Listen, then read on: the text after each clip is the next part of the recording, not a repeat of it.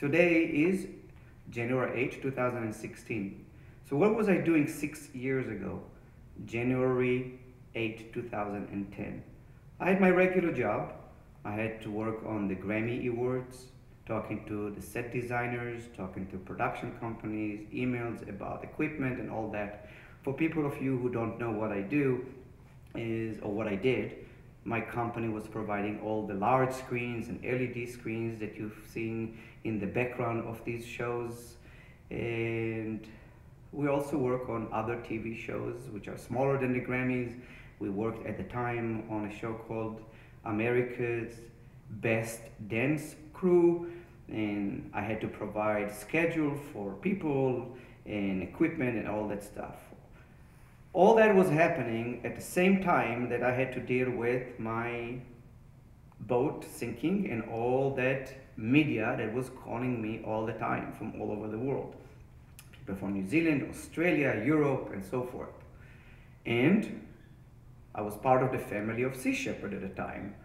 So what does somebody who feels so connected to the organization would do is let's have a fundraising, and let's have fundraising for the company that you love so much, Sea Shepherd, and let's get some money in order to build a new Adi Gil, as I assumed that they will do based on promises, contracts, and all that stuff.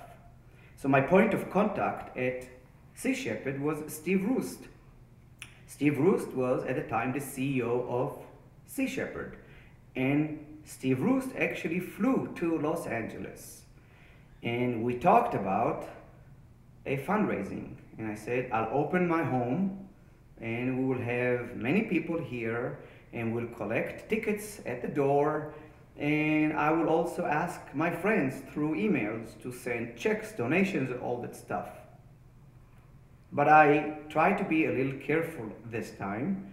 And I asked Steve Roost specifically to designate the money which was coming through this fundraising into the goal which we agreed on, which is let's replace the Adi Gil.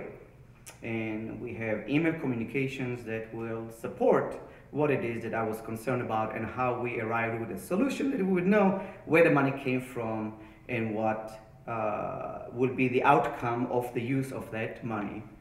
So while I was doing all that stuff, ordering drinks from Bevmo, you can see the my order here, and getting the dance floor for my house, and rentals for the tables outside, and hiring security for the front of the house so people will not crash the party, and moving all the furniture and ordering food and catering and all that stuff. What was happening? Paul Watson at the same exact time was freaking stabbing me in the back. That's what he was doing at the same exact time. But he is a sneaky bastard because he does all that stuff and think that he would never get caught. And he thinks that he can do it without telling anybody. And he thinks that I would not ever find out that he was calling Chuck Swift and says, sink Adi's boat. So while they were destroying my boat and abandoning it in the ocean, I was here making a fundraising for Sea Shepherd to collect money so they will have it to build another Adi Gil. This is actually what happened on January 8th.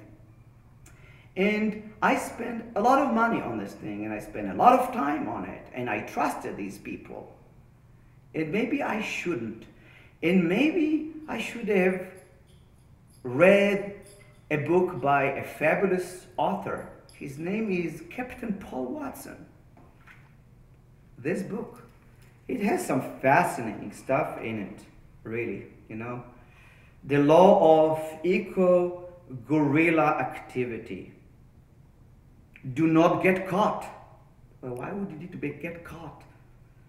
Silence is imperative. Write nothing down.